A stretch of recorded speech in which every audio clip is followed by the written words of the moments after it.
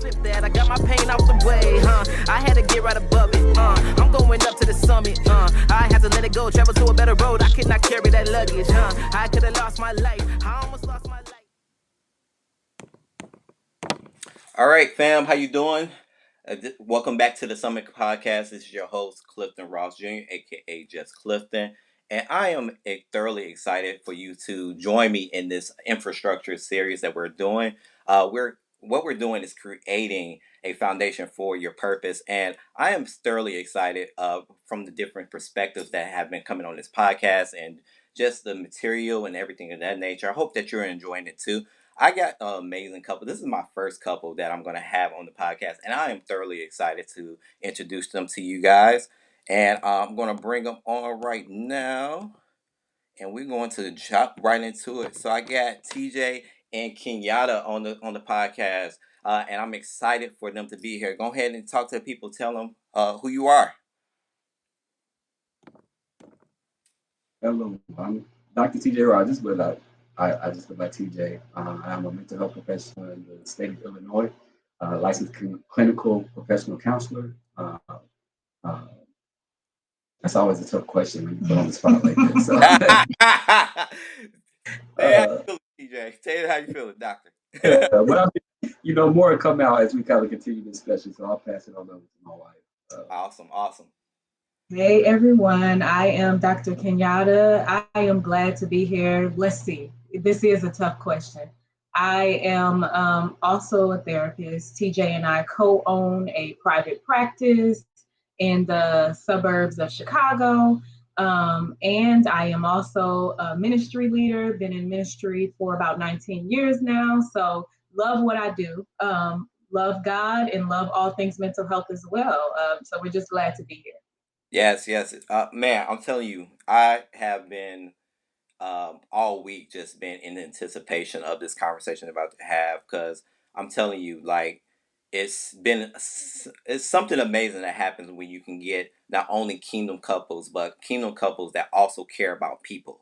And I think that's the main thing that inspired me about you all, is that not only that you care from the perspective of making sure that people know Christ, but also know themselves and to know how to get over these different humps in their lives, and understanding their mind and their feelings and all these different things that comes with the dynamics of working in the therapy field. And so I want you guys to kind of talk to that.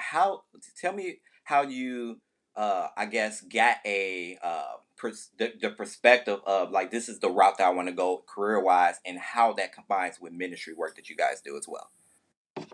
Oh, that's big.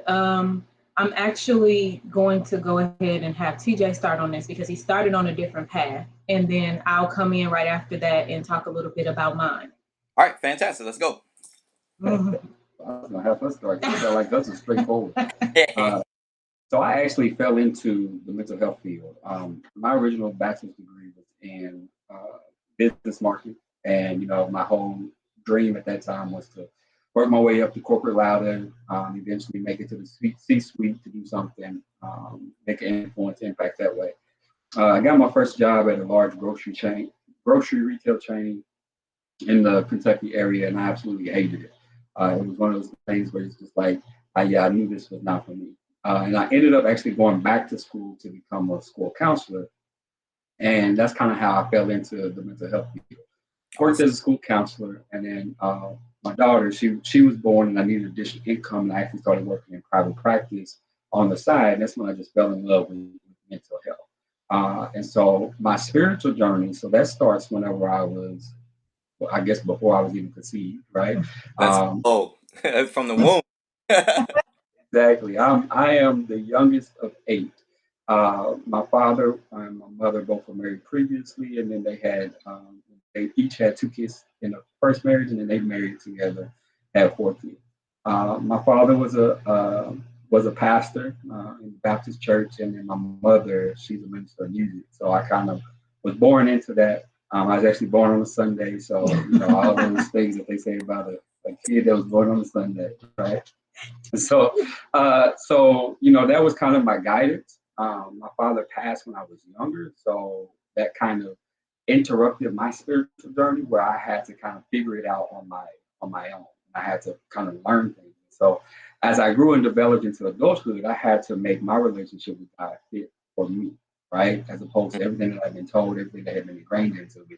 I had to make sure that it made sense to me so that I could understand it the way that I could live it that way. And it's not to say like to make accommodations or try to change the plan, to change the Bible or anything like that. But it's to make sure that the understanding that is given to me makes sense to me so that I can eat it, digest it, and then regurgitate it to those who I need to speak to. Wow. Look, I love that born on the Sunday. Like you was born in ministry, born in church, man. I love it. Go ahead. I got you. Right, sis, come on. I know, we're good. Yeah, so let's see, where do we start? How do we get here? How did I get here? I also came up as the child of one who's in ministry all my life. So I didn't have a choice with some of it, but I decided I was going to join on that bandwagon and walk with God, and kind of fell into, the calling and the acceptance of ministry as well. Around age 17, I accepted the call. So I started in ministry quite young, and decided to dedicate my life quite early. But then I was thinking my whole life, I'm going to be this medical doctor. I'm going to be a great doctor and all this, that, and the other. And then I had an epiphany, a moment where in the middle of my undergrad, while I was studying biology, having all those hard classes and all that, the Lord spoke to me and told me, you're not on the right path. And I'm like, God, you got to be kidding me, because I've made up in my mind since like the age of 4 that this was where I was going. This has been my entire life that I planned to become this medical doctor. But God told me, and he just kept just letting it sit in my spirit. And so I had to really just make a choice. And I chose to be obedient because I didn't want to go further along in the studies and all those years of schooling and then all that money that it, would require. I didn't want to go further along and then end up in a space where I get in the hospital working as a surgeon and then I totally hate what I do. And I feel like I'm doing something that I was not purposed or called to do. So right in the middle of the undergrad process, I decided to switch over to psychology. And I started to study the brain because I noticed that from a child, I would talk to people. And I wasn't much of a talker either because I'm very, very introverted. But I would talk to people. And even in elementary school, I was what they called a peer mediator. So I would be in the room with other people helping them solve problems at school because I was a peer mediator as a child. It was just crazy things that I didn't put the pieces together. In addition to me accepting the call to ministry, for me doing mental health is kind of like mental health and ministry is like they merge together because, knowing God first, knowing the word first, knowing the lifestyle first, initially that I was called to live and called to preach and called to teach and called to pray, adding in there the element of mental health to help people to be released from mental illness, to find healing, to find tools, both psychologically and theologically speaking, to merge the two. It just made sense. In addition to the fact that going into ministry, you do a lot of counseling. You pretty much turn into some of your parishioners' personal counselor or therapist. And so it just made sense to go ahead and follow the call of God and allow God to lead me down a path that I was able to kind of just, like I said, merge the two, merge the theological perspective of things while also merging the understanding of mental health. What is the brain doing? Why is it doing that? How do we utilize tools to help, to reframe and to rewire the brain? All of that while also standing behind that as, a Christian, someone that is walking with God, someone that is seeing things deeper than just what the psychologists have studied to understand and the textbooks speak. I know it from a spiritual perspective. I also know it from a psychological perspective. So I guess I felt pretty blessed because I always, I tell my Christian clients, not everyone that I see is Christian, but I tell my Christian clients, you've got a greater tool than the average person because you're not just allowing yourself to learn and obtain mental health tools. You have God. And when we got God first, and then we got the mental health tools behind that, oh, you're a weapon to be to be reckoned with. So I've always told my clients that are believers that they have even more, I would say maybe like artillery to fight with than the average person just seeking out mental health assistance. So yes, that is kind of a little bit of my story, just growing up as that church kid, growing up as that minister's child, also accepting the call to ministry myself at a young age. And then years after that, realizing that I was called to mental health. I was called to psychology and all the understanding of those things, in addition to having mental health in the family and having a couple of struggles myself, and realizing that from that perspective, if I could understand the powerful tool that the brain is and that the mind is, if I can understand how to unlock that both spiritually and naturally, then I could help many, many people. That was a big thing for me as well. So, and we'll get into all of that. I'm going to stop right here. Go ahead, let you do your thing, Cliff. Look, listen.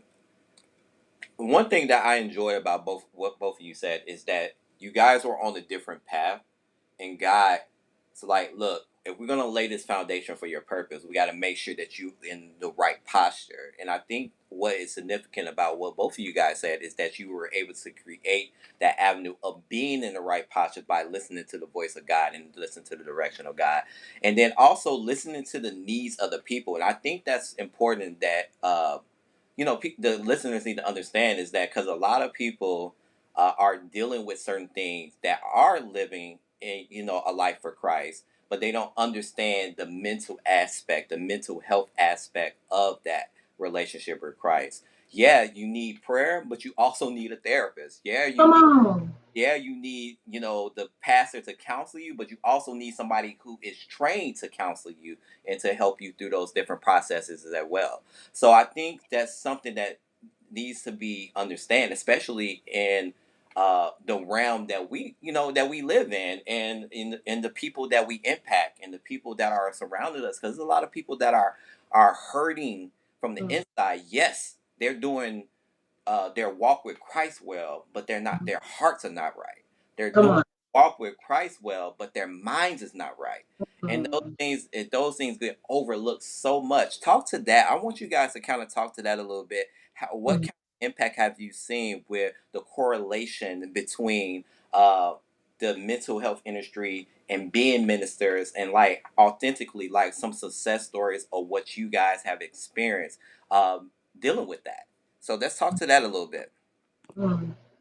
It's funny because it comes up oftentimes in our sessions. So one thing that we do, we both are therapists. We do individual sessions, right? One-on-one with our clients, but then we also have sessions where we merge in, and TJ and I both are doing couples. So it's us two on one side of the office and the couple is, across on the couch or whatnot. And so a lot of times, because TJ he doesn't claim to be a minister and all of those things, right? Even though we know God uses us in so many ways, and it's still a ministry, right? There's still ministry in therapy, and it's so deep, but we're not gonna go there because I didn't come here to preach. All right. So a lot of times, right, Cliff, a lot of times TJ, when he's speaking, he'll bring something spiritual, and he'll say, we hadn't even talked about what y'all spiritual belief is. But I just want to say, if we're thinking about the biblical or the spiritual understanding of this, and we're talking about marriage, he'll bring a little point in and he'll drive it home. So it's funny, Cliff, that I am the proclaimed minister. He's not, but even in the midst of those sessions, God is still coming through and his word is still speaking, right? Because there is ministry beneath it all is ministry. And so, yes, just seeing how that works together, and growing up in the church, I grew up Pentecostal, so it was much more strict, and I considered a little religious, forgive me to my people, love y'all, but I have to say what I believe on that. And so with that being said, I wasn't necessarily, my mother never spoke against it, therapy and all of that, because to this day, my mother is also a therapist, look at God. However, growing up, therapy was not necessarily something that the church stood on and encouraged, right? And Cliff, you and I have talked about this because I interviewed you when I was working on my DACA program before I could even graduate. You were a part of that. And we see how a lot of times in the church, religiously speaking, going back into the history of the church, if someone says depression, it's like taboo. If they speak of anxiety, that's a problem. We lay hands and we cast those demons out, right? Because that is considered demonic. Now, hear me out. I believe that there's an element of demonic warfare that goes on in the mind. I do believe that. I would never stand against that part.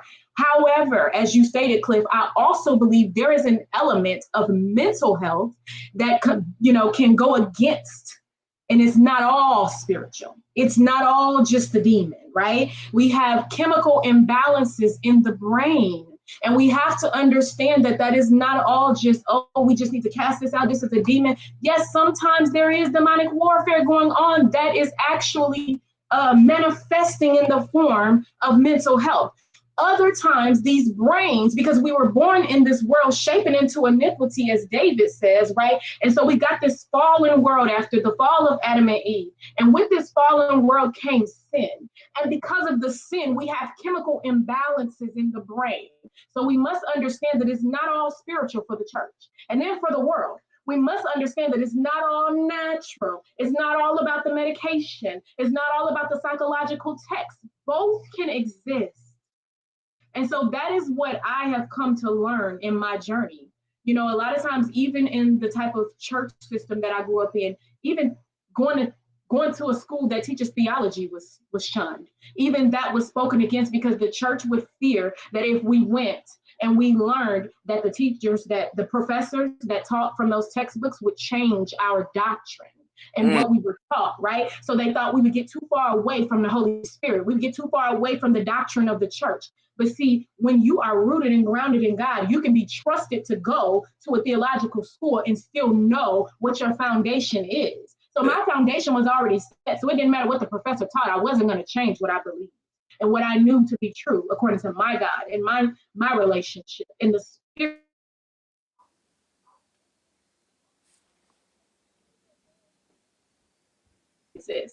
I have seen that both work together in a way that we need both. So as I stated, the world, we can't shun the spiritual part of it, because it's necessary to fight the part that is spiritual that's coming against these minds, because there is a spiritual warfare happening, right? But the church, we can't do away with the psychological part of it, because those tools like reframing and grounding and all of the things that we do in CBT, all of those things are necessary to help rewire the brain. So both can exist and both can be true at the same time. Just and TJ, I'm gonna let you jump in, but oh my God. So so if I hear you correctly, one of the biggest disconnects, because I think a lot of times, and I don't know if you notice about me, sis, but I love psychology. I want to go to school for psychology, so pray for me, because I do want to do that and you got this. And finish that as well. But I love psychology. So, like, for instance, like, one of the things that I was looking at is, like, epigenetics, right? How trauma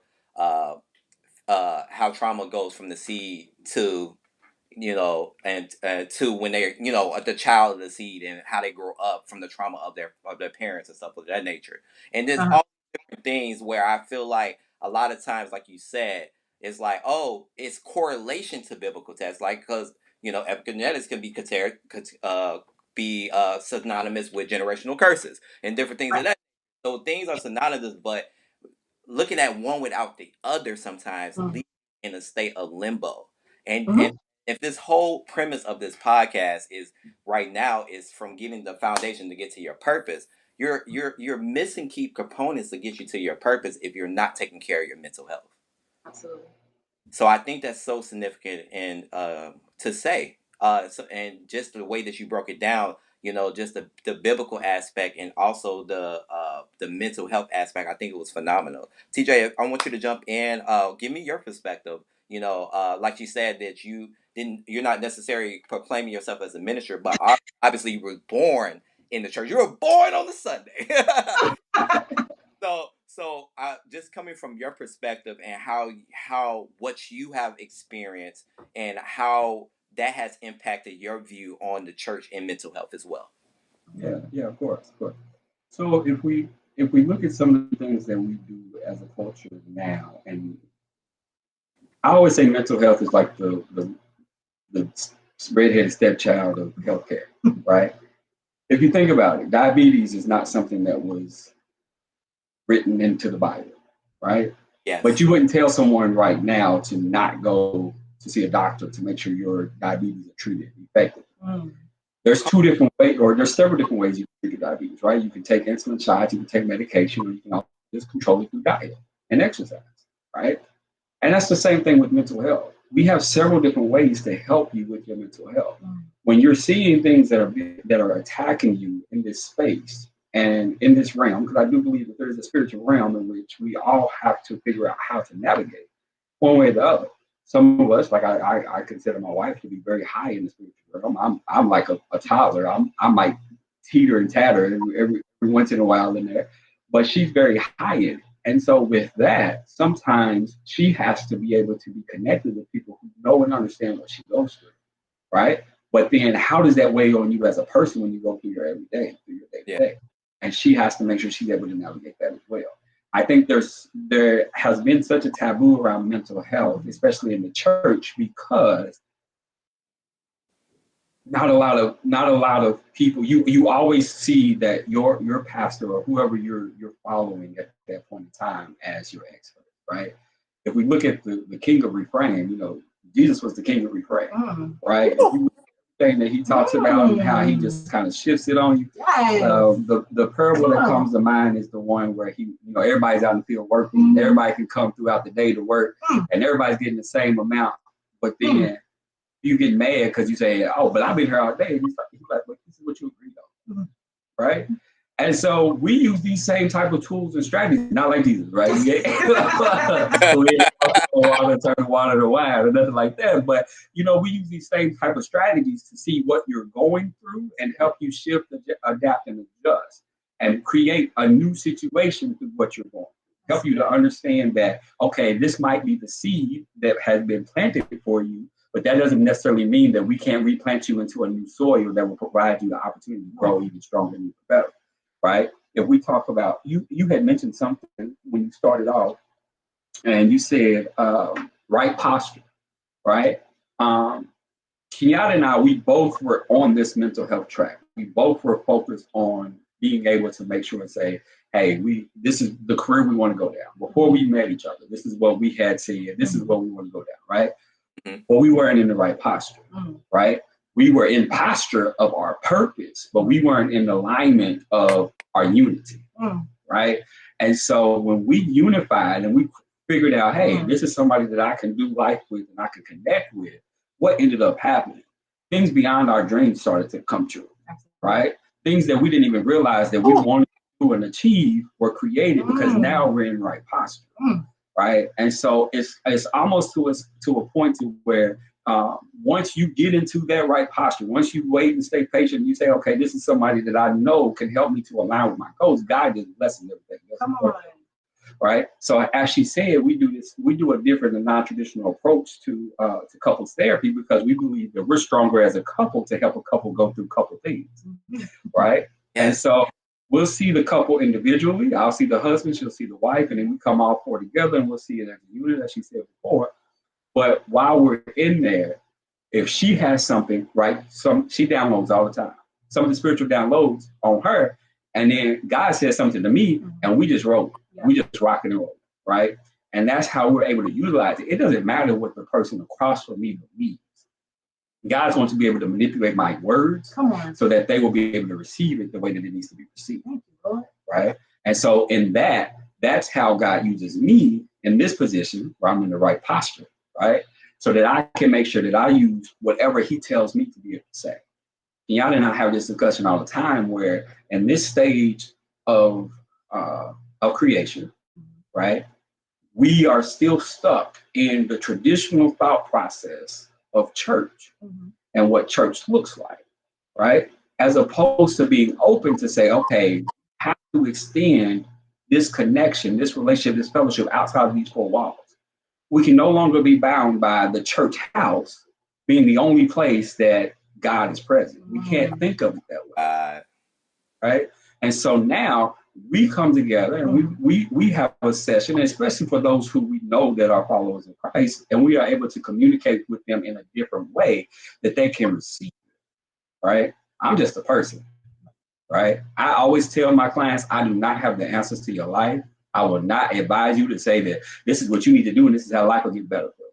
That's not what I believe, right? But there is some way that God has wired my brain that when something is asked to me, I can give you an answer and advice, and you can receive it that way, right? I never credit it to myself. It is not something that I came up with. That's why I always tell everybody I fell into this field because that is where I was supposed to be. Yes. Right? I would be more than happy being miserable working a 9 to 5 but making $550,000 a year, right? But that's not what God had for me. He said, I will bless you in another way. And I always tell Kenyatta, our success is based off of how we use what God has given us. And we continue to give back in ways because we know that it's important for us to be able to unify that. So when we see that, I think that naturally God brings the people who are supposed to come to us. So we don't necessarily, I don't think we've ever had to weed anybody out of our caseload just based off of their religious or spiritual beliefs. Wow. Sometimes you have somebody who might not be religious and spiritual, but then they'd be the one that cling to you the most. Right. Right. And so it's kind of the way I feel like I'm babbling now. So I probably got way away from your question. No. Look. But that's where kind of that space is. Bro. Because, like,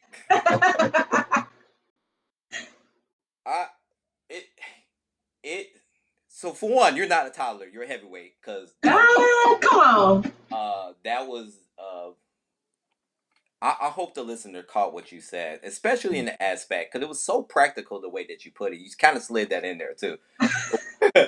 It was so practical the way that you said it. You said that you wouldn't dare tell somebody not to take their diabetes medication or go see the doctor for that. So why do we kind of circumvent and don't think that mental health is as important as that? Like, just the way you drop that gem in there, you just slid that in there, bro. And I'm like, okay, all right, that makes a lot of sense, and I hope the listeners caught that because that was significant what you said. And it just shows you, and just how you broke it down, how even somebody who is not even necessarily spiritual or religious, and how just you being your authentic self and combining that God factor with that mental health factor, how it creates a avenue for them to be able to cling to the words that are being said so they can get a breakthrough and a mental breakthrough and a spiritual breakthrough at the same time. I'm just like, I don't get lost for words very often, but I'm lost for words. That was just incredible. So I do want to kind of shift gears. And by the way, you did answer my question very, very profoundly, might I add. I do want to shift gears because you talked about the couples counseling. So I want to get into, okay, couples counseling. You guys are married and everything like that. And I'm just going to keep it a buck. Like, you guys are like an incredible couple. Obviously, I'm hoping that just from the session so far, or from the podcast so far, that people are receiving what you guys are saying. I want you to get into a little bit how you met, different things. I know you guys, and I'm gonna put this out there. They super private, so this is like exclusive information. I'm telling you, this is exclusive, and I'm proud that I'm the person that's getting the exclusive. And also the listeners who will be listening to this podcast. But I want you to kind of hit on, why did you keep your relationship so private? And also, like, just a little bit of background on how you guys met, and just kind of as much as you feel comfortable with sharing, okay? Let's go that route now. Yeah. So we ended up working for the same agency. We're both independent contractors. And that's kind of how we crossed paths, right? I was a therapist at the time. She was a case manager. And we just kind of created a friendship based off of, because we had to share clients. I had to communicate about clients that I had issues with, and she had to communicate with me about therapeutic needs that her clients may have needed, and that sort of thing. And so we just kind of crossed paths that way. Because we were independent contractors, neither of us were really in the office like that. So I didn't even know who she was, or I just knew her name. And she's laughing because she know about it. I thought she was annoying. She would not play about her clients. She would send me an email, and then if she didn't get a response 2 days later, she's following up. Hey, just want to circle back, right? Why? So but we had a conversation, and that's kind of where our friendship is. Right? And at this time, we were both going in different directions. She moved out to the West Coast, I moved to the Midwest, and so we just kind of maintained a friendship at that point in time. And then something brought her back to the Midwest, and we started communicating a little bit more, and that's ended up where we kind of started dating. The reason why we wanted to keep our stuff private, I guess we have to expose some stuff to be able to keep it private, but we both went through a divorce, right? And I think there was a realization there that because you let too many people inside, what we like to call them are wedges, you let too many wedges into your relationship, right? And so anytime you let a wedge in, that's an opportunity for the enemy to come in and say, "Oh, okay, you got some divide. I'm gonna push in this a little bit, right?" And so we had talked about it, and we were like, we need to make sure that our foundation to one another is strong enough that we don't allow any wedges to come in. That's good. We don't allow any opportunities for anybody to say, "Oh, well, such and such and such and such," or "I'm going to go confide in this person before I confide in my wife," right? And so we wanted to make sure that being married for the second time for both of us, that it was the last time, right? And that we made sure that we did everything in our power on our end to make sure that our marriage stayed intact. So we don't really post much on social media. We don't really, we'll go out on vacation. Nobody even know we really gone outside our family, right? So we make sure that we do things so that we can respect each other and we can honor each other, and we don't have to feel as though, okay, such and such didn't like this picture, but I know that I'm not cool with this person. What kind of shadiness are they trying to do? And all this kind of stuff. So it's a lot to it, but so we just figured out it's easier for us to just keep it simple, right? And that's to be married to each other. I mean, neither of us are really social media posters anyway. Right. So I think that goes to show it, right?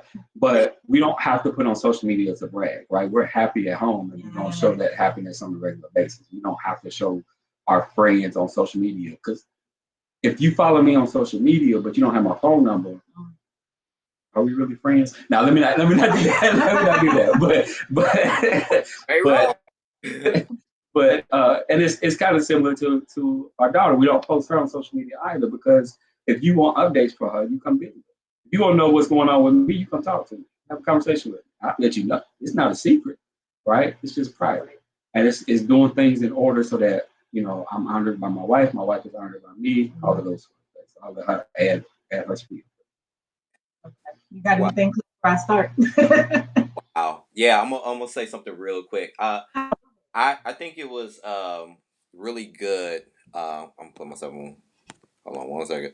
So I think it was really good what you just said, because as you guys know, I have went through a divorce as well, and I'm navigating this single life now.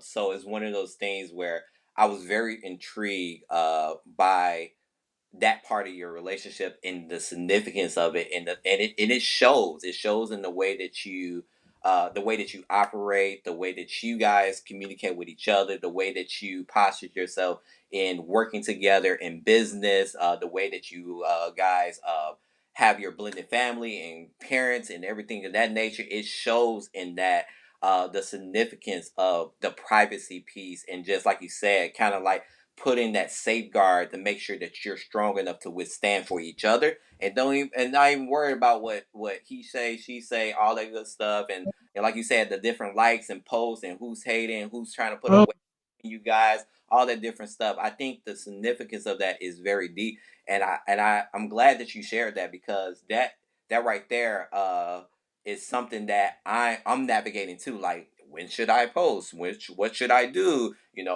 When is this? It's safe. If it's safe to go outside now, like type of things. So seriously though, I really feel like it's very hard navigating this single space sometimes. And so I really do appreciate that, because as a person who desires to be married again, I think that's so important to me. Go ahead, sis. You can jump in now from your perspective. Yeah, so and to each his own, right? Everybody is different. We are people that scroll through social media, so we enjoy what the couples post. We enjoy what the single and dating post. We are looking at your stuff and liking it, hearting it up, right? We're happy for our people, but we are just different in that way. And like he said, even before each other, we were just both those type of people. Okay. Very private. Very little posting. He posts even less than I do. Every once in a while, you'll get something out of me that you would never get out of TJ. And that's just who we always were. Like my mama get on me because I'm a little bit of the opposite in some ways of some in my family. And she'll be like, girl, you just don't show nothing. Girl, don't nobody get to congratulate you. And I've just always been very private. Have nothing to hide, but have everything to protect. That's And good. his wisdom protects what God blesses you with. Wisdom covers and does not not what's the word I'm looking for? Exploit everything that you're given. And it's not to say that people that post, because a lot of people are, honey, they're making their living off of this social media. Kudos to you. I'm here for it, sis, bro. Like I said, I'm liking everything you post because you're making a living as you should. That's your job. Get your money. But as for me and my house, it's okay for us to do this differently. Yes. It's okay for us to do it the way that it works for TJ and I, the way that it works for us and our daughter. And so it's just the way that I have always been, the way that he is. And so it was just easy for us to merge our lives together. In addition to Cliff, you know how like when you're going through relationships, sometimes you have your up and down. Sometimes you're like, oh, we need to take a little breather. Oh, we need this. When you post so much and you have an off days, sometimes that comes out in your post as well. That's It true. gives people way too much exposure into your life in your relationship. So we were able to kind of keep this all behind the scenes, figure it out. See, without us not posting provided us that room and space to figure it out. We didn't have a whole lot of likes. We didn't have a whole lot of people even that were knowledgeable about us. That was fine though, because we had to figure it out. And like he said, we not only had to figure it out, but we had to make sure it was aligned with God and our plan and his purpose and plan for our life. Because we had both already been married and gone through divorces and we refused to repeat another cycle. We were like, if we doing this again, this is it. There is no other option. There is no other way. It's yes. The promises of God are yes and amen, honey. It's yes and amen. And we going forward with it. Right. And so we were able to figure it out by doing it more privately. The other great thing that I capitalize on this is that we took the time to befriend each other.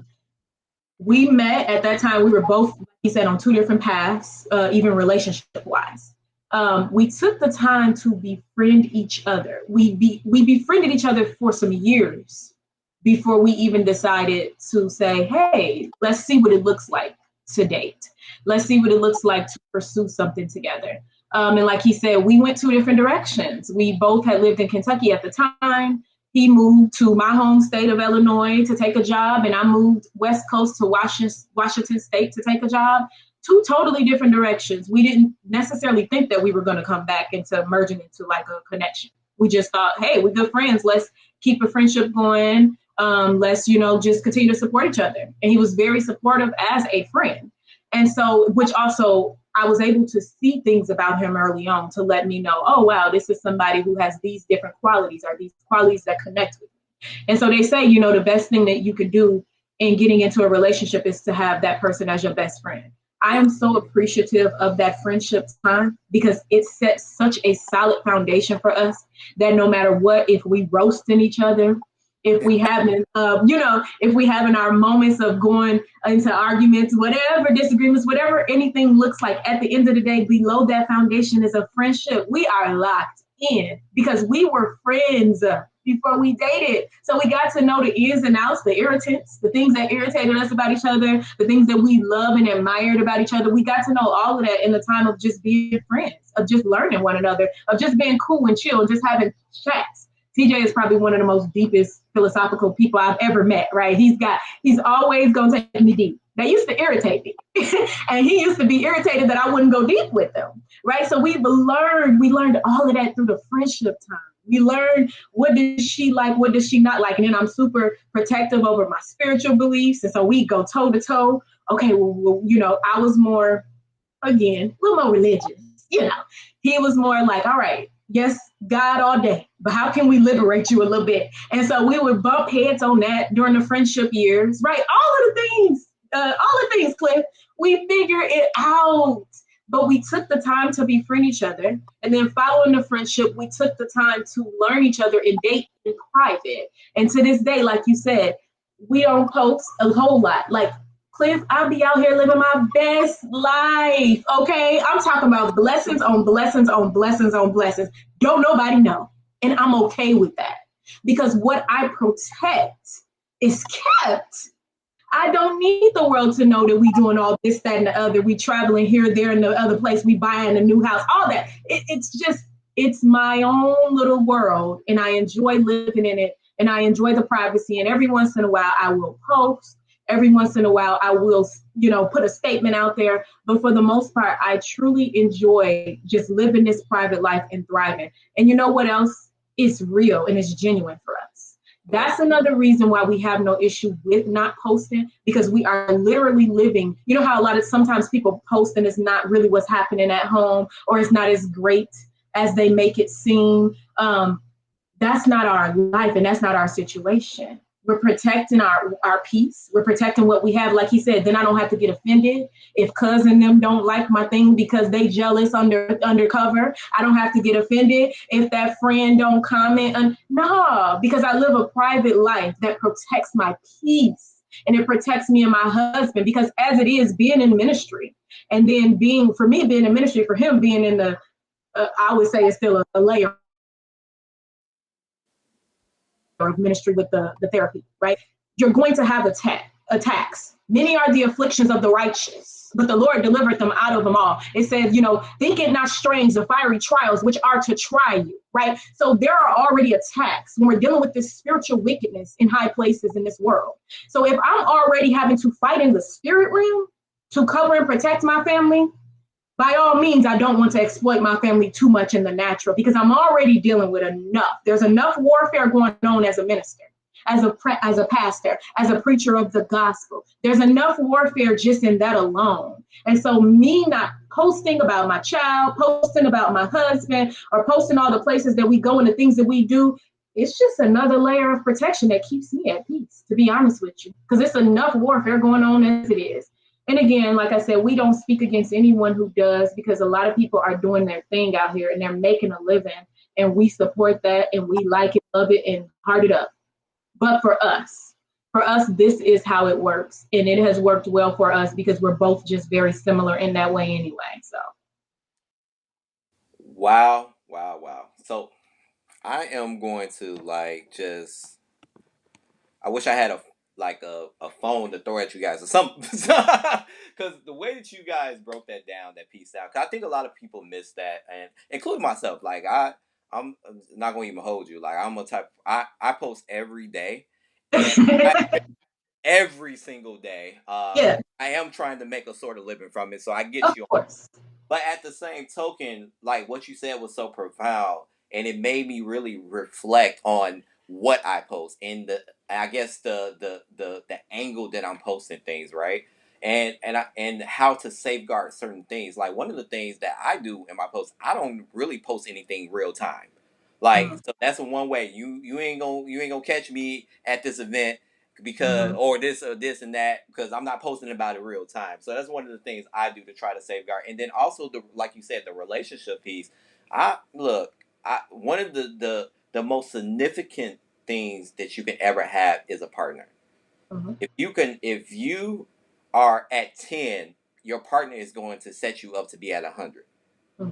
As especially as a man, my prayers as a husband is hindered if I'm not treating my wife correctly. So if the most significant thing in the relationship in your communication with God is hindered because of the lack of of of, direction or lack of making it be important of that relationship, then what it ends up doing is setting everything else off track in your life, because the communication with God is not there, because you're not treating your wife correctly, or you're allowing certain things to seep in that is through you know, like you said, the airways and the what people see and what people perceive and different things of that nature, giving them an opinion and different things of that nature, and that Mhm. causes friction in the things that's going to lead towards you all's purpose.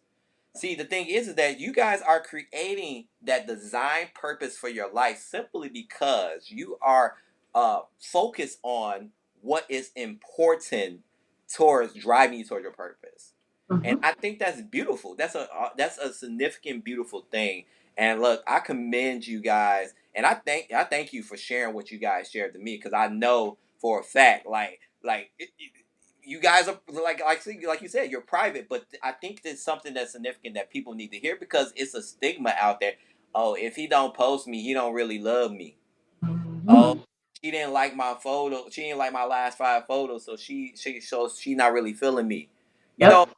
you know what I'm saying? So it's like it's this whole stigma out there is that I have to show you off in order for you to have value. No, the Yeah. value is in us building a purpose together. And if that means that I need to safeguard this relationship to a high degree because we have a high purpose and not only in this earthly realm but in the spiritual realm, then I'm going to do that. Absolutely. And I commend you guys for that. I commend you guys for that. So one of the another things I wanted to hit on is the so bro, you have a daughter. Well, you guys have a daughter because you guys are one and married. But you had a daughter previous to being married. Your to sis. So I want you guys to kind of hit on, like, you know, navigating, because one thing I'm going to have, because I have two boys. Yeah. One thing I'm going to have is a blended family. So whoever I get married to next is going to navigating the blending family and how challenging that is. I always tell people that it takes a special person to be in the blended family, and just like Joseph was to Jesus. Mhm. You know what I'm saying? That was a blended family. You know, Mhm. I think that's one of those things that is very significant, and it takes a special people to be involved in a blended family. So I want you guys to kind of hit on just like your experience and how you guys were able to kind of create uh, a safe place for your blended family. Mhm. I think that's one of those spaces that is ever growing, Yes. right? Because as our daughter continues to grow, we have to change and adapt. We didn't get that opportunity to say, hey, what's your parenting style? How do you want to parent children? What do you believe in? What are your all of these philosophies, right? It kind of was like coming to what I'm already doing and find a space that exists, and then we have to talk about it. And that's a challenge, right? Because I might be set in what I'm doing. She brings something new to the table. I don't know how I feel about it, whether it works, whether it doesn't. And so then we have to have these conversations in real time as opposed to that whole forecasting. Well, what does that look like, right? What is this experience? I'm one that I agree with. I think it was Tyler Perry who did one of these. But I think that you should see your child interact with your partner early on so that you can know exactly what that dynamic looks like. You get into a relationship, you've been with this person for 2, 3 years, and then you decide, okay, well, let them meet my kids and see how that is. It's going to be hard. And that's why we see a lot of situations where children are mistreated by the other parent because you didn't gauge that first, right? Yeah. But one of the things recently that we actually talked about and had to discover was the importance of that the tenets of marriage do not change just because Mhm. you already have a child that comes into it, right? And so what that looks like, or what I'm trying to say in that is that if I didn't have a child before we got married, she would be first in my life. Because I have a child from a previous relationship and my child existed prior to me meeting her, I cannot put my child first. I still have to put my wife first, the same way I would in a marriage where it's no children involved. And that's a hard pill to accept, especially when, as the bio parent, because you're like, oh, I'm supposed to just sit this child to the side. But you have to understand, again, two different types of love, right? And so I have to make sure that in all of this, she still feels as though she's a priority, the priority in my life, right? That she comes before my daughter, as she would have had we had kids, and this was our original marriage. And I think that's one of the landscapes that's hard to navigate, because it starts to take your logical thinking and your emotional thinking and starts to try to push them against each other, and then you start to have these reactions on how you feel. Well, let's not talk about feelings. Let's talk about what the relationship is supposed to look like. Because at some point, the purpose of us raising a child together is for her to become 18. Of course, we want to pass down generational wealth, so we want her to start higher than what we started at. We want her to achieve greater heights than what we achieved at. But at some point, she's not going to be in the house with us, right? And it's going to go back to being her and I, right? And so I think that is one of the hardest components to be able to incorporate. And that's one of those things where I say it's ever growing, because you have to continuously remind yourself, I have to pour into her. I have to make sure that she feels as though she's being fed into, right? And it's harder to do whenever you feel like you come into something and the relationship has started and you're like, oh, well, my daughter was here first and she's gonna be here after. No, you can't do all of that, right? Your new partner, whenever you get out of that trial period, right? Because I tell everybody, dating is a trial period, right? That's your opportunity to end the subscription before they start. You got to pay for it. And then going into marriage, that's when the work starts with marriage. That's when you like, okay, this is how I get it rolling. So if you come out that trial period and you buy the subscription, right? And then you have to make sure that you're putting in the emotional responsibility to make sure your partner is feeling as though they are a priority. And that's not to take away from anybody else, right? We can make someone a priority and still prioritize our children, yes. Right? So we have to make sure that's not misconstrued, that you're taking away from somebody.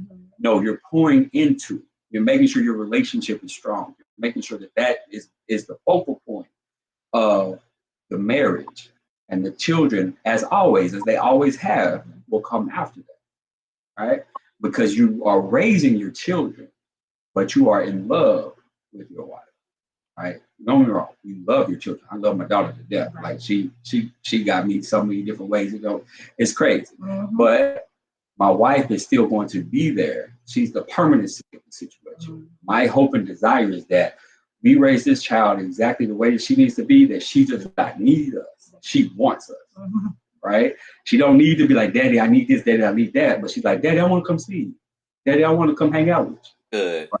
And so that's where, to me, that's kind of the importance of making sure when you're blending a family that you're connecting the right pieces. So. That's amazing. Look, that right there. I'm gonna tell you the one piece that you said that I struggle with is the whole coming into a second marriage with children and putting the wife first. Like, I really struggle with that. I'm not gonna even like lie about it. Like, that's something that I'm like, man, like it's yes, it's biblical. Put your wife first, but it's like, man, but I got these two young kids, and I'm like, like, what I'm gonna do? So the way that you broke that down was very significant. I needed to hear that. Definitely need to hear that, because that is something that that causes a imbalance before you even get started. You know what I'm saying? And it caused unnecessary strife before you get started. And like you said, it's not a lack of love. It's not a lack of that accountability or prioritizing or different things of that nature. I think that was huge. I appreciate you saying that. I really do. Sis, you got something to add to that? Yeah. So yes. So, and Cliff, I think the main primary point is when you're getting with the right person. Yes. A lot of parents that have gone through divorce, that have children from a previous marriage, have a really, really hard time with this, just as you stated, right? Because once you go through a divorce, your perspective shifts, as it should. At one point, as just like your experience, Cliff, you come into this, you marry a person, then you have the children. So your wife was first, your ex-wife, she was your initial primary, connection. And then the kids came later, in the same way that TJ's, right? And so once that is over, it's really challenging to go from, okay, I'm divorced now, my children are my main priority, to, oh, now here I am remarrying and this woman has to come back up. Because see, when we have it out of order, God cannot fully bless that.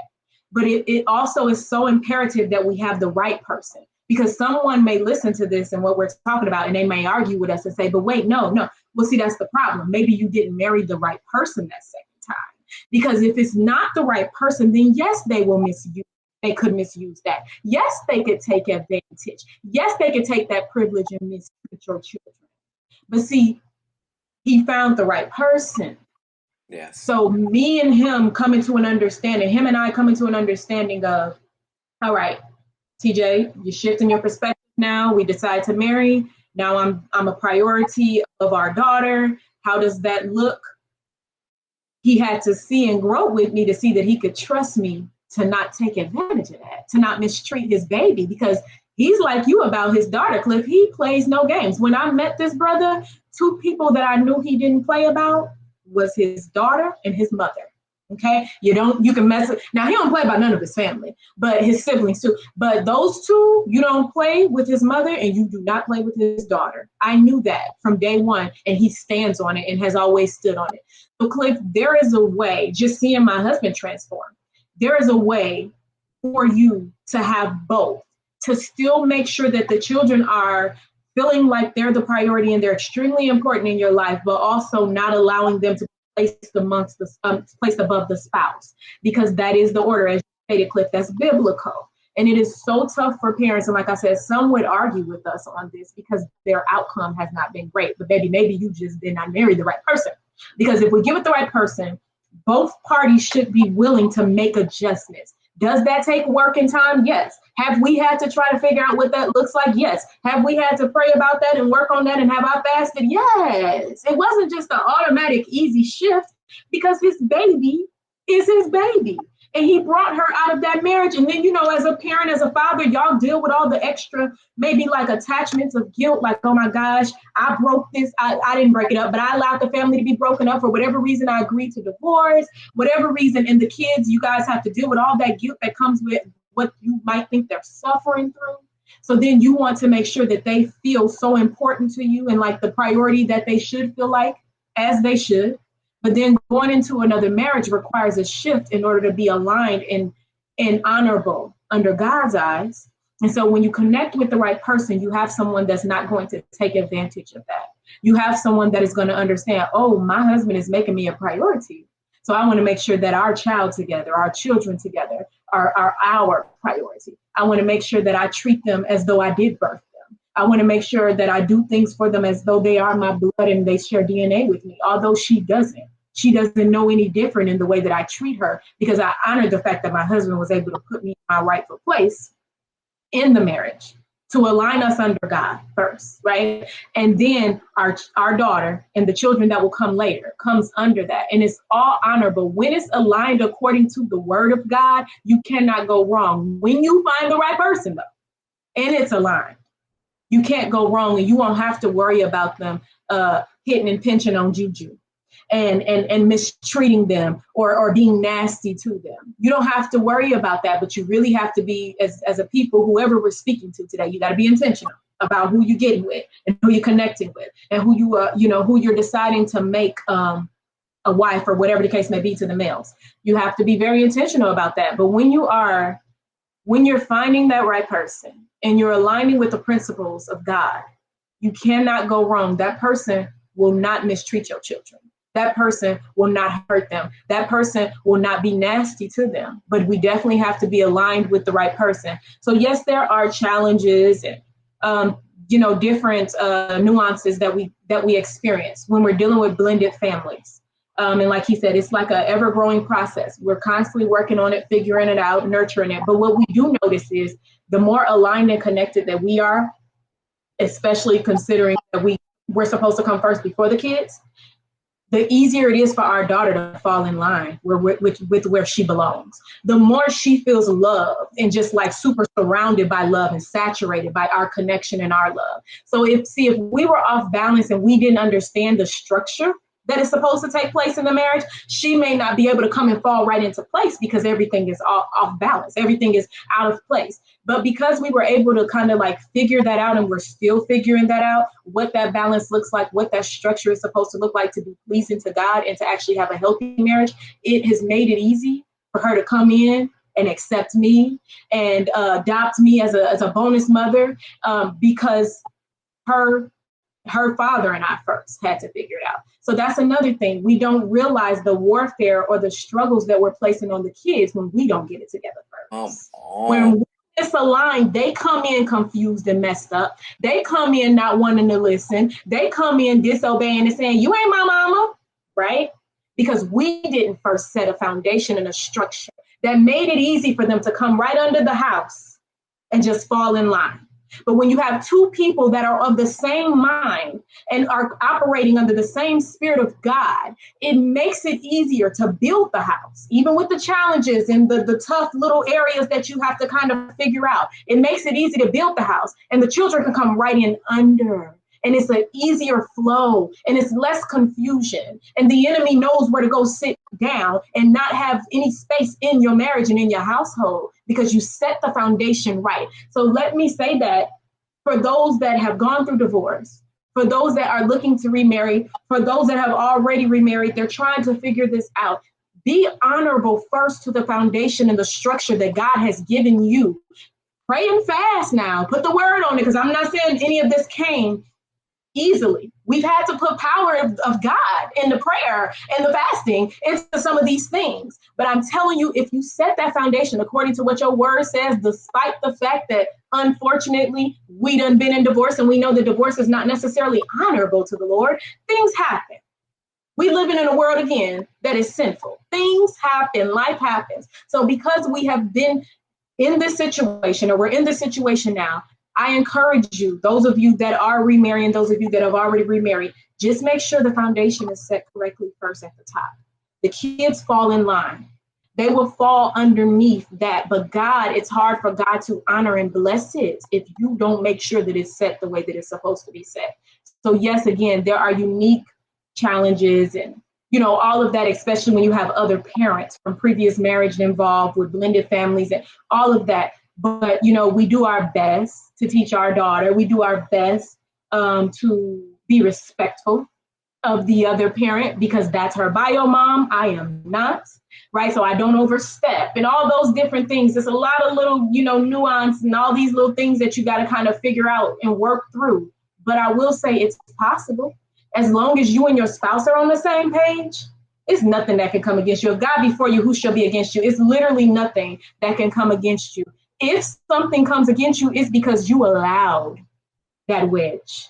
You allowed that spirit to come in. You didn't talk about it enough. You didn't fast and pray. You didn't get together and have all those conversations and talk about the tough stuff that us married people have to talk about. But when you make sure that your mind is on the same page as the person that you're married to, it makes it easier for everybody else to fall into place wherever they belong. And so that's kind of just something, like you said, that we're still always navigating. But for our household, we have been figuring it out, and it works out well for us. And we continue to let God guide us, and we continue to, work together on whatever may challenge us.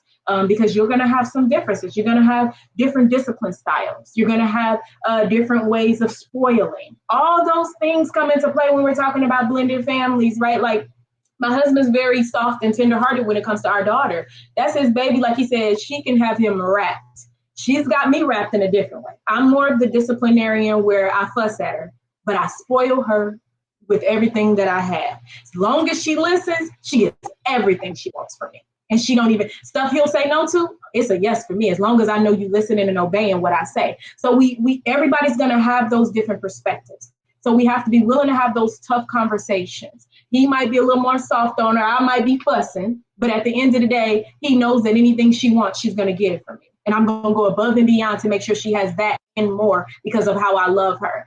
in addition to the fact, Cliff, that sometimes we have to realize that it's not just about the natural part of blending families. You are assigned.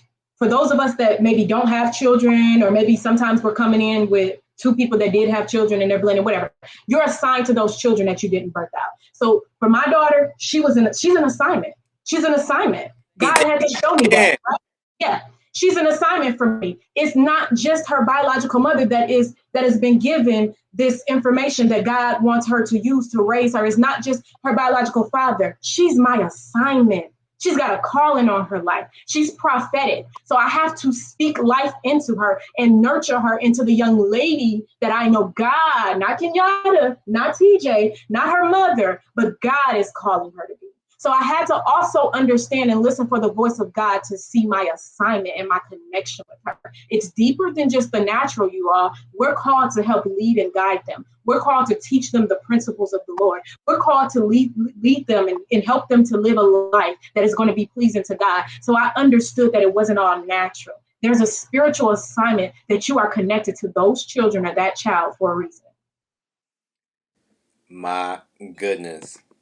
This is so rich. Like, I can just listen to both of you guys talk about these different topics, because I am just like absorbing what you guys are saying, and this is just I'm just blown away. I told you my anticipation was not for a reason. But my anticipation of this podcast, I was like, oh my God, I already know that I got some heavy hitters coming on, and you guys did not disappoint with what you're saying. Like the just the perspective, especially from that blended family aspect, because that I'm like I said, that's something that caused a little bit of anxiety and fear. I'm not going to even lie about that as well. It's like one of those things where I really feel like, yeah, like you broke it down so eloquently. You know, just being assigned, like that point of just being assigned. You are assigned for this person, just like I said in the beginning, how Joseph was assigned to be there for Jesus and his ass, everything like that. Like if it was any other person, Mary would have been stoned. She would have been killed. You know what I'm saying? If it was another person, he was assigned specifically for that moment to be able to cultivate what was needed at that time. Come on. Oh my God. So I say something after you're done, Cliff. I'm sorry. I am encouraged. I am encouraged right now. So I want you guys to just share a word of encouragement right now, whatever God puts on your heart, for the people that are listening to this podcast, based off of anything that God puts on your heart at this moment. Just share a quick word of encouragement for the people for me. Well, real quick, I wanted to take a step back real quick, Cliff. I apologize. I know you're trying to wrap. Go ahead. I'll let Kenyatta do her encouraging. I'll do my encouraging. Yeah. But I wanted to add value to the conversation of blended family, because a lot of times we do only think about it in context of parenting children, and we don't look at that extended family as well, right? And so coming into this, there was we had to work out some kinks in that as well. But you also realize that there's this assignment piece that she talks about extends beyond just what your nuclear family is.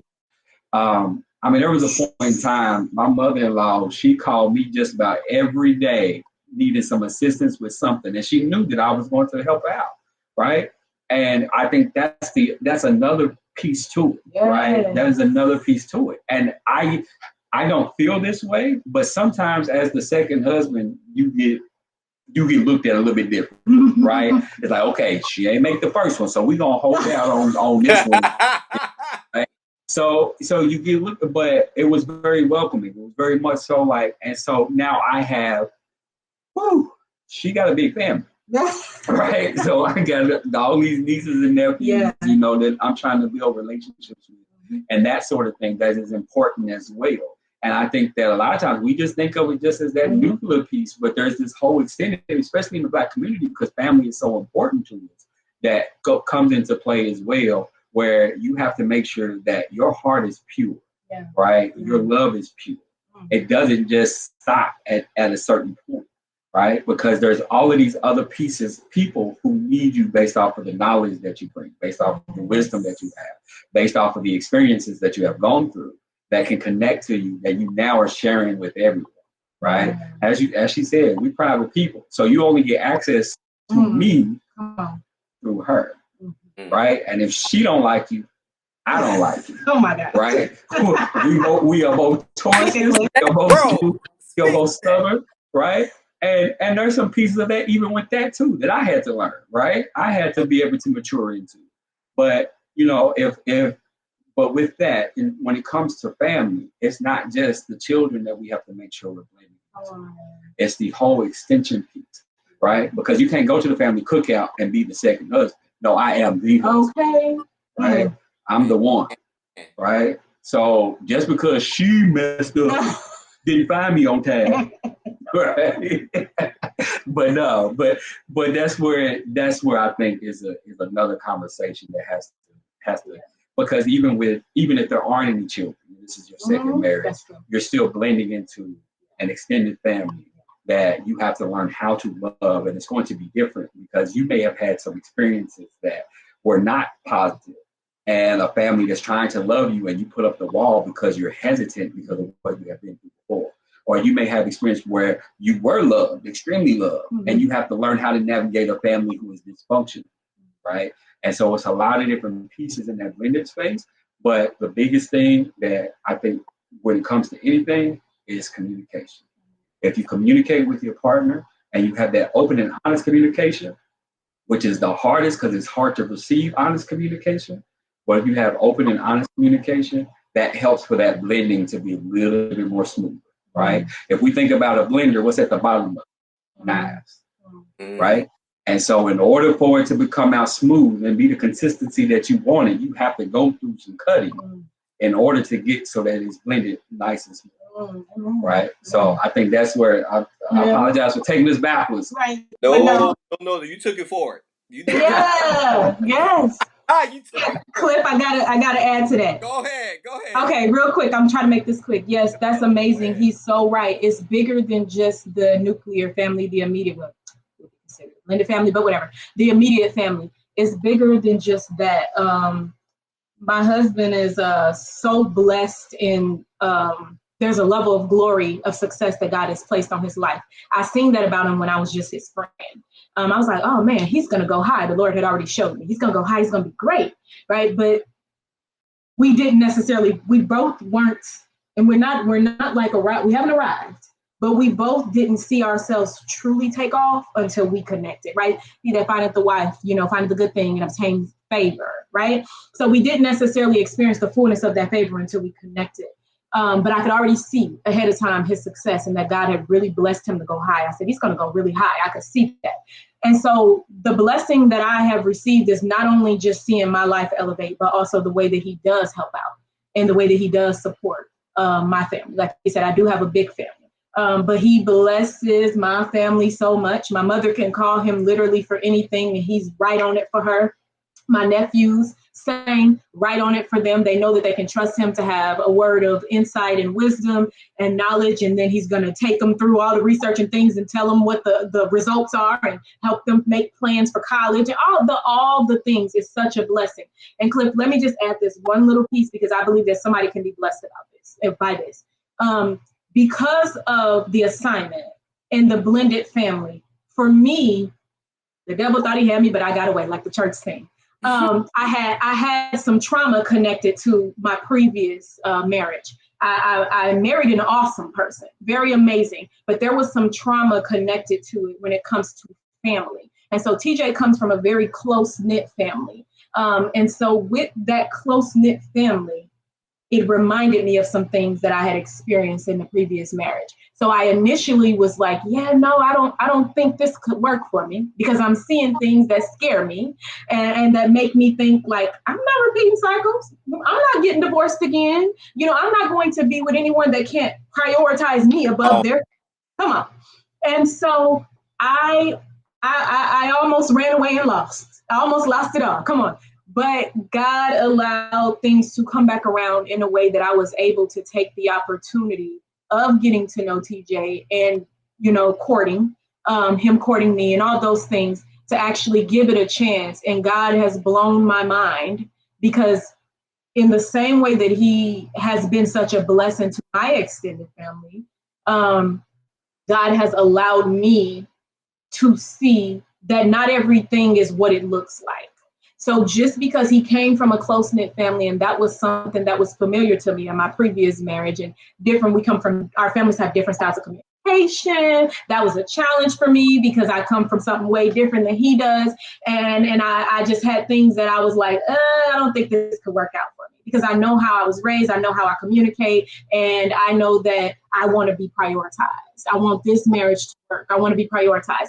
But God allowed us to go through and figure out what that looks like, and to make the necessary adjustments to see what it means to put each other first and prioritize each other, and to actually see our family situation merge. And I believe this is just the beginning of it. I believe it's going to be even more merging and more blessings and more, connections. But we have seen blessings overflow. And so what I thought was working against me is actually working for me. What I thought would take me out because of what happened in the previous marriage has actually turned into much more of like a blessing process. And I've seen a man put me first. I've seen a man prioritize me. I've seen a man even make changes and shifts in his personal life to show me like, hey, you are that important to me, and you don't have to be second. And so if we would go straight into, and Cliff, you may have some comments after this, but if I would go straight into my encouragement, I would say, it's plenty of things I would say, but I want to say, do not allow your previous experience or your past experience to dictate how and what God can do to move in your now situation. What he or she was in the past, that does not mean that he or she that is here today is the same person. And even if you see things that are similar, if you present that to God, God can move that situation in a way that it no longer is there, or that you're no longer having those issues, or that those similarities actually die. And so I want to encourage those that are listening today that, number one, God can bless when you remarry, because, right, we know what the Old Testament tells us. And baby, I have been told by preachers that, this is, it's not of God to remarry, right? We have all different theological beliefs, and everybody can be a little different. And some take the word very literally and all those things. And don't get me wrong, I am a preacher that believes that God does not condone divorce. Let me just say that. All right. I do believe that that's not something that God has ordered and ordained for his people. However, I also know from my own personal experience that life happens, as I stated. So in the event that it happens to you, do not just be discouraged or dismayed. Don't think that you're counted out just because it did not work out the first time. When I tell you that when God's hand is on something, and actually it's not just about God's hand, because his hand is it's surrounding us all the time. It's about us submitting. When you submit a thing to God, you say, God, I'm interested, or I'm intrigued by this person. This is someone I would love to do life with. Submit it to God. Submit them, submit the kids if there's kids, submit the in-laws if there are future in-laws, whatever the case may be. Submit it to God and let God put his stamp of approval on it. Let God have the final say. Now, I'm not saying we want to get into repetitive cycles either, where we were once with an abuser or something, and then we're going to get with somebody else and say, well, Kenyatta said, no, there's wisdom in this. We got to be wise, right? We're not repeating cycles. However, in my personal situation, I have seen that what looked similar was not the same. And so realize that God, as long as you have a partner that is willing to submit to God in the same way that you are, God can move things and shift things in a way that it works out and he exceeds your expectations. God has gone above and beyond what I even could have asked him for. Cliff, one quick little thing. There were things when I was younger that I would daydream about. I'm a dreamer, and I dream in the prophetic and all that stuff. And I operate in that space. However, there were things that I didn't even dream about, didn't even pray about. I just had it in my imagination, like, ooh, I want to run a private practice. I want to be a therapist. Ooh, I want my husband to be one too. I want us to have this house, to have the children. And we kind of like, we balance out our schedules where he works certain hours and I'm with the kids. I work certain hours. Can I tell you, God took my imagination and he placed it in my lap. I did not even have to ask. I did not request this because the first person that I married was not this, right? They didn't have this route of going into therapy and private practice. We were on two different not education with that too, but two different employment type of tracks, right? But God took what I placed in my brain just in a daydream and placed it right here at my feet. I am living a daydream and not even a real dream. I am living a daydream and not even a prophecy. I am living a daydream. That's when you know God is so good and he does not forsake those who trust in him. Despite the fact that it ended, my first marriage ended in divorce. And I do not believe that divorce is honorable unto God. God saw the intent of my heart like he did David. And he said, I'm going to bless her despite the circumstance. I'm going to give her more than what she asked for. I didn't even have to ask you all. And he gave me what was in my imagination. So I can tell you God is good and he is amazing and he does and specializes in the impossible. So do not be discouraged just because it didn't work out. Could it be that it did not work out because God saw something greater for you, something better? He saw and knew that there was someone that was going to really walk this journey and path with you like what I'm experiencing today. And you guys would live in the overflow. You guys would have more than enough and suffer no lack. So I just want to encourage those that are listening to be encouraged. Be encouraged in your waiting season. Be encouraged in your preparation season. Be encouraged in your courting season, but submit everything back to the Lord. And the Lord will let you know what's for you and what's not. And God will place his stamp of approval on what is for you. And when you find, or that person finds you, and it's of God, there will be nothing that can stop it, nothing that can block it, and nothing that can break it. But you got to put some work into it. Like I said, we didn't come here overnight. It's taken prayer. It's taken a lot of fasting. It's taken a lot of declaring and decreeing. It's taken a lot of me rebuking because I'm not going to allow the enemy to destroy that, right? So that's another thing. Don't allow the fear to have your mind so bound that you're thinking, oh, here I go again. I'm going to end up in a divorce again. No, I rebuke that. I rebuke that. I stand in longevity of marriage. I stand in health and wellness. All the things that you have to speak that goes against the opposite of what the anxiety is telling you and what the enemy is telling you. That's what you must speak over your life and over your relationship. I'm done. My goodness. So before I say my thoughts, bro, do you want to go ahead and give some more thoughts and some more encouragement before I go into my thoughts? Yeah. So I mean, I'm kind of similar to Kenyatta. There's a lot of encouragement that I can do since that's kind of what we do on a daily basis. But I 100% agree with everything that she said. And in addition to that, I would encourage you to make sure you're taking care of yourself, right? I operate under a philosophy of healthy selfishness. And it's this idea that you make sure you put yourself first before you do anything else for anybody, right? I cannot give to Kenyatta if I have nothing to do, right? So I have to take times to where I just replenish myself, where I do self-care, where I make sure that I connect to who I need to connect to. I align myself correctly and properly so that then whenever I do pour into Kenyatta, it's not faucet water that she needs, right? It's that expensive water that she needs.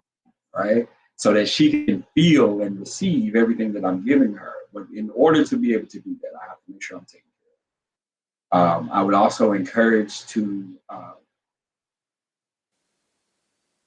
find a therapist. Right?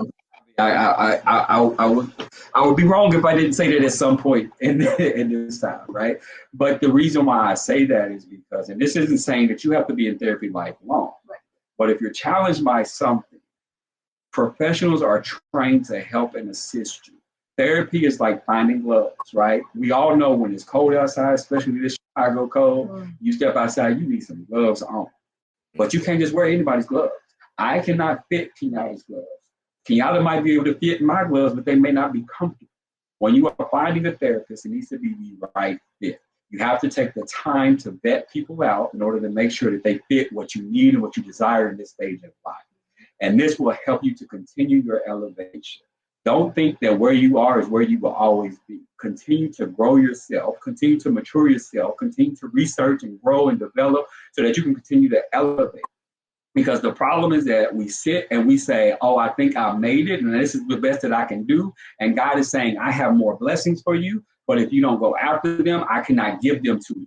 I tested you with this, you received this, so now you have to keep going. And in order to keep going, I can't give you something else until I see that you're going to put the work in that it takes to get it.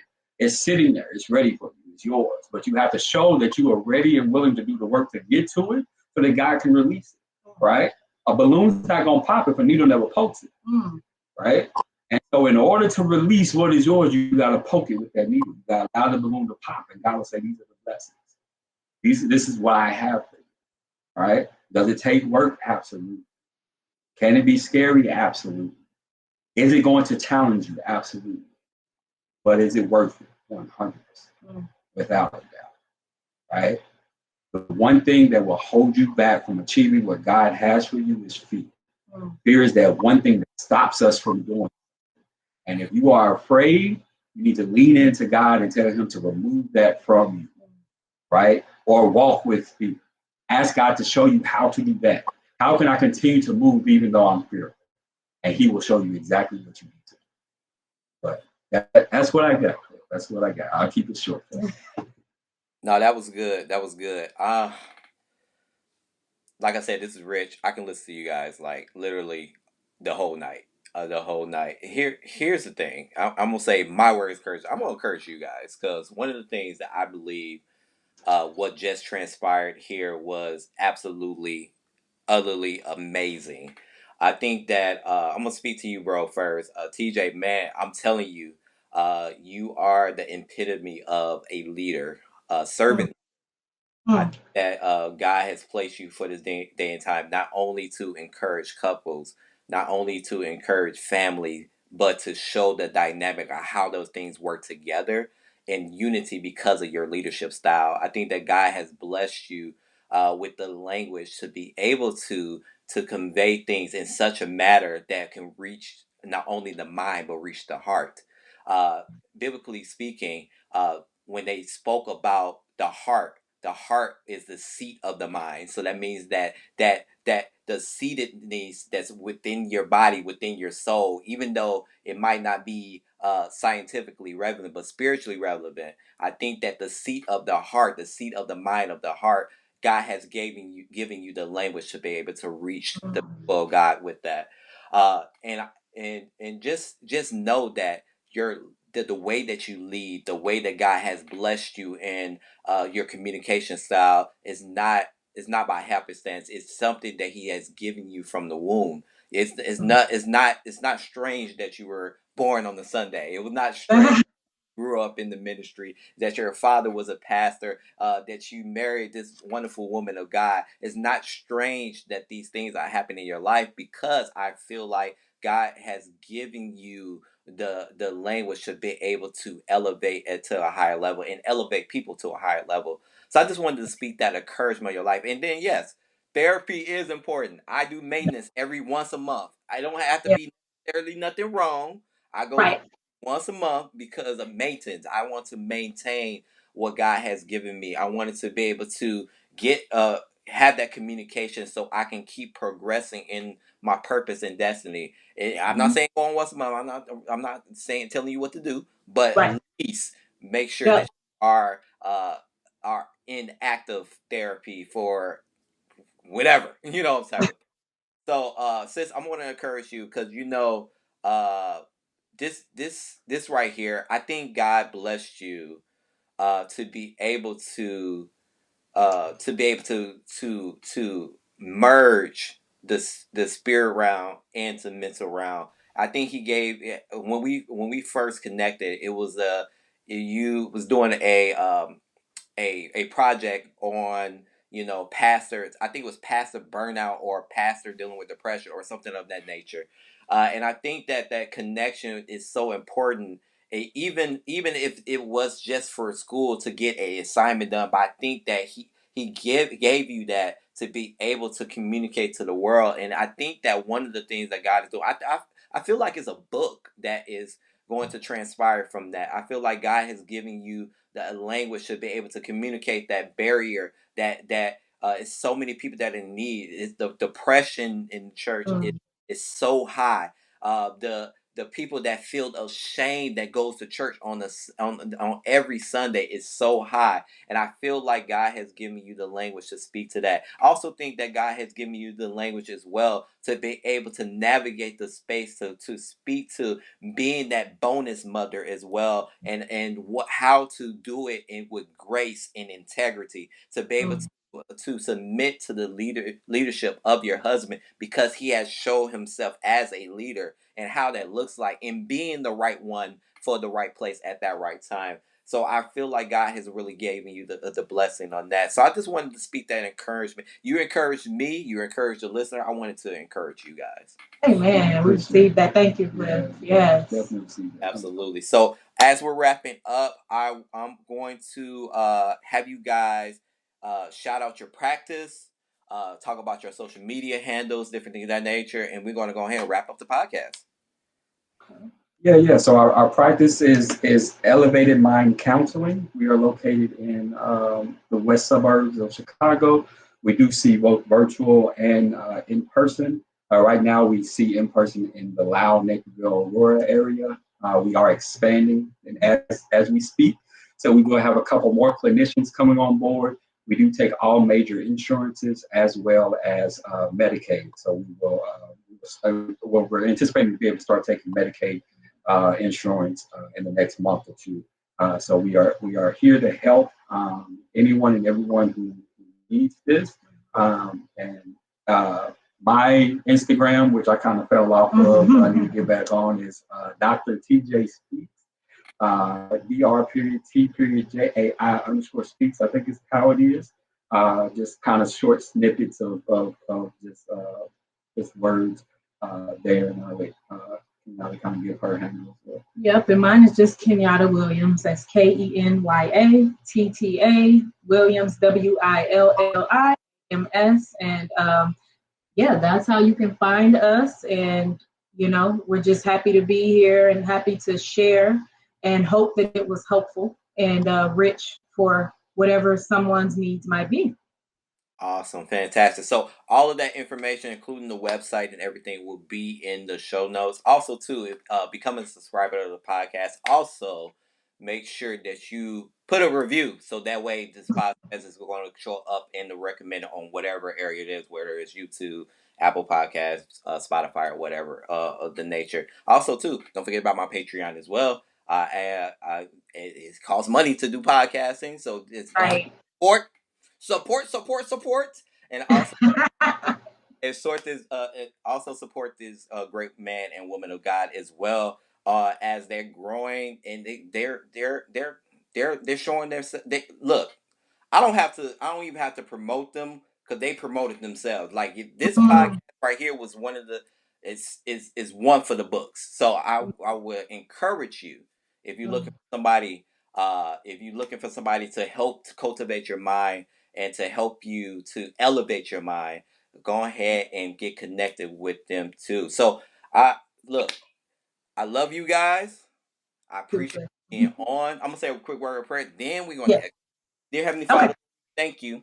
We praise you, we glorify your holy name, because you're worthy to be praised, lifted up, and magnified. We thank you for this podcast. We thank you for the listening ear, Father. We thank you for the hearts and the minds of the people. Allow this podcast not to fall on deaf ears, but allow them to be able to penetrate the minds and heart of your people, Father, that they will be able to live the perfect full life, that you'll be able to live a full life, Father. Give them the foundation so they can be able to achieve their purpose right now, Father. I speak life into their purpose. I speak life into their situation, Father. Anything that they're going through right now, open up the doors that need to be open so they can be able to lead the life that is going to lead to the destiny that you have for them. And all these things we ask in your perfect will and your perfect way. And all these things we ask in your Son, Jesus' name.